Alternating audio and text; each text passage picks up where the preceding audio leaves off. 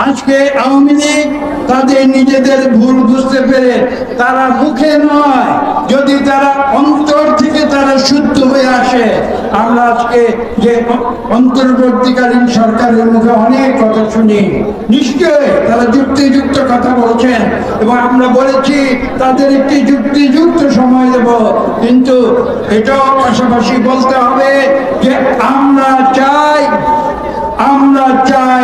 একটি জনগণের ভোটে নির্বাচিত সরকার, তার হাতে তারা ক্ষমতা হস্তান্তর করবে।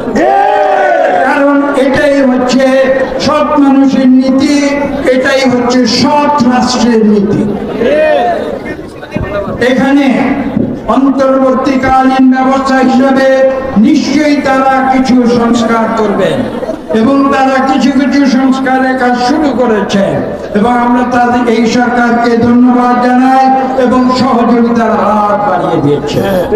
এটা বাংলাদেশের 18 কোটি মানুষ বুঝতে পারে এবং বুঝেই কিন্তু তাদেরকে সেই দায়িত্ব দিয়েছে। কাজে আজকে ধৈর্য ধারণ করতে হবে, কিন্তু পাশাপাশি আরো একটি কথা এখানে বলা প্রয়োজন। একটি রাষ্ট্র ব্যবস্থায় যে সংস্কারের কথা আমরা বলি, সেই সংস্কার কিন্তু একটি চলমান প্রক্রিয়া। সেই সংস্কার এরকম নয় যে আজকে আমি সংস্কার করেছি, কালকে সংস্কারগুলি শেষ হয়ে যাবে, পরশু আমি সেই সংস্কারের উপরে বসে সব কাজ করব। এটা হতে পারে না। সংস্কার একটি চলমান প্রক্রিয়া এবং আজকে যে সংস্কার এই সরকার করবে, আগামী দিনে সেটাকে আবার সংস্কার করতে হবে।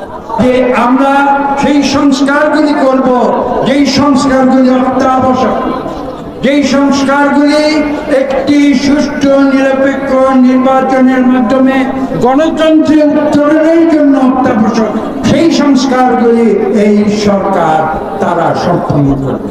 এটা হতে পারে না যে আজকে সংস্কার শুরু করব, অনেকদিন পরে সেই সংস্কার শেষ করব, সেই সংস্কার শেষ হলে আমি নির্বাচন দিব, সেই নির্বাচনের পরে একটি ক্ষমতা হস্তান্তর পার্লামেন্ট গঠন হবে, ক্ষমতা হস্তান্তর প্রক্রিয়া হবে। এটা কোনো বাস্তব কথা নয়। এই দেশে একটি স্বৈরাচারী সরকার বিগত 15 বছর ধরে কি করেছে? তারা স্বাধীনতা বিরোধী কাজ করেছে, যদিও তারা মুখে স্বাধীনতার বলে আওড়ায়।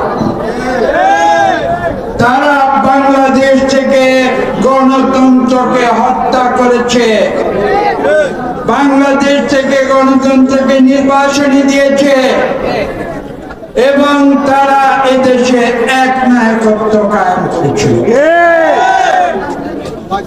তারা এদেশে হিংসা, প্রতিহিংসা, লুটপাট, অত্যাচার, জুলুম, নির্যাতনের রাজত্ব কায়েম করেছিল। তারা মানুষের মুখের ভাষা কেড়ে নিয়েছে, তারা মানুষের ভোটের অধিকার কেড়ে নিয়েছিল এবং ভোটের অধিকার ব্যতি রেখে কোনো দেশে গণতন্ত্র হতে পারে না। তারা ভুলে গিয়েছিল, তারা মনে করেছিল এই দেশটি তাদের পৈতৃক সম্পত্তি। এটা হতে পারে না।